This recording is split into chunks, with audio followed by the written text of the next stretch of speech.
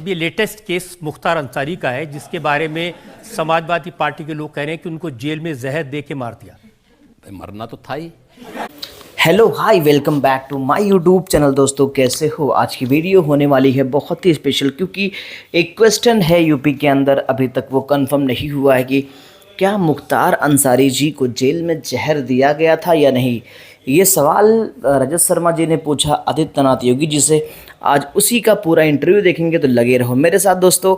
Original link description में दिया हुआ ये लेटेस्ट केस मुख्तार अंसारी का है, जिसके बारे में समाजवादी पार्टी के लोग कह रहे हैं कि उनको जेल में जहर दे के मार दिया। मरना तो था ही।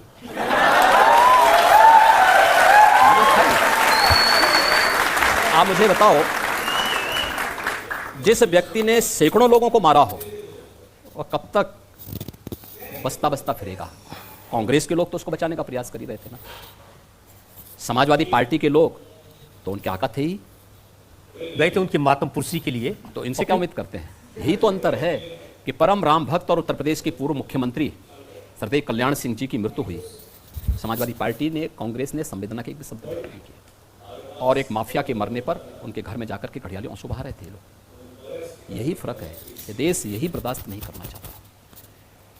अभी तो हमने माफियाओं को कार्रवाई की है। बहुत शीघ्र 4 जून के बाद एक निश्चित तिथि तय करेंगे। उत्तर प्रदेश को माफिया से पूरी तरह मुक्त हो गया, इसकी घोषणा करेंगे। दूसरा, माफियाओं के द्वारा अर्जित की गई संपत्ति, कोई भी माफिया होगा उसके द्वारा अर्जित की गई पूरी संपत्ति सरकार अपने कब्जे में लेगी। हमने प्रयागराज से शुरुआत कर दी है। प्रयागराज में माफिया अतीक अहमद की एक संपत्ति को, जो उसने अवैध रूप से कब्जा की थी, हमने वापस ली। और हमारा जो नया यंत्र है, जिससे कांग्रेस और सपा बहुत भयभीत है, उस बुलडोजर से सफाई करवाई। सफाई करवाने के बाद गरीबों के आवास बनाए हैं। और हमने ये भी तय किया है, पूरी कार्ययोजना हमारी बन चुकी है, कि माफिया के द्वारा अवैध रूप से अर्जित की गई पूरी संपत्ति पर गरीबों के लिए, महिला संरक्षण गृह के लिए, दिव्यांगजनों के लिए, निराश्रित बच्चों के लिए और अन्य समाज के जो भी तबके हो सकते हैं उन सब के लिए, और हॉस्पिटल बनाएंगे, अच्छे स्कूल बनाएंगे, अच्छे संस्थान खड़े करेंगे। लेकिन माफिया यूपी के अंदर मिट्टी में मिल चुका है और आगे माफिया को पनपने नहीं देंगे।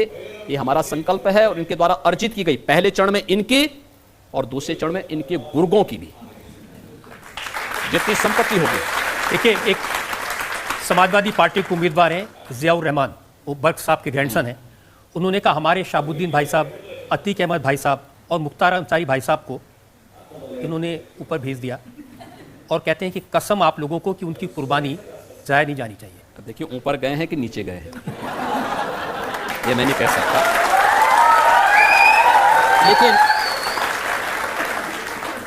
लेकिन देखो, किसी विषधर से उम्मीद करना कि वह शांति का उपदेश देगा, तो ये बेवकूफ़ी होगी। इसका खानदानी उपदेश है, वो अपने खानदानी उपदेश को और अपने खानदानी विरासत को आगे बढ़ा रहे हैं। लेकिन इस बात संभल में भी हिसाब हो जाएगा। सबसे ज़्यादा शिकायत आजम खान साहब करते हैं। आजम खान कहते हैं कि उनकी यूनिवर्सिटीज़ पर, उनकी प्रॉपर्टीज़ पर बुलडोज़र चला दिया योगी जी ने, मौका भी नहीं दिया सामान हटाने का। देखिए, ये उस महाभारत परिवार के ही काका श्री भी है।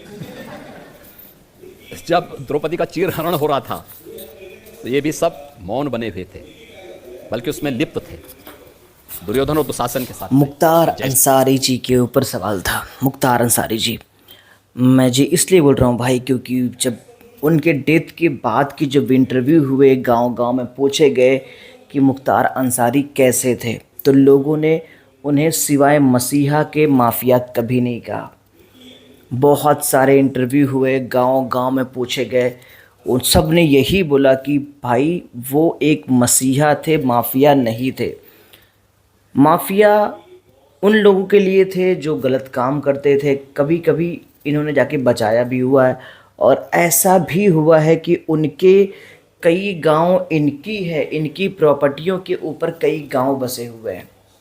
ऐसे भी उन इलाकों में ऐसे कई गांव हैं जो इनकी प्रॉपर्टी पर बसे हुए हैं, और आज भी उनके घर वाले बोलते हैं कि अगर किसी को ज़रूरत है, रहने की जगह नहीं है, तो आओ हम तुम्हें रहने की जगह देंगे। प्रॉपर्टी उनके नाम नहीं लिखेंगे, लेकिन रहने की जगह ज़रूर देंगे, एक आसरा देंगे। तो वहाँ के लोगों का ये मानना है कि मुख्तार अंसारी जी माफिया नहीं थे, मसीहा थे। माफिया में और मसीहा में बहुत फ़र्क होता है। बाकी दोस्तों आपको सब बेहतर पता है, आप कमेंट कीजिए, आपके कमेंट बड़ी इम्पोर्टेंट है हमारे लिए, तो कमेंट करना बिल्कुल भूलिए मत। वीडियो पसंद आई हो लाइक सब्सक्राइब शेयर कीजिए।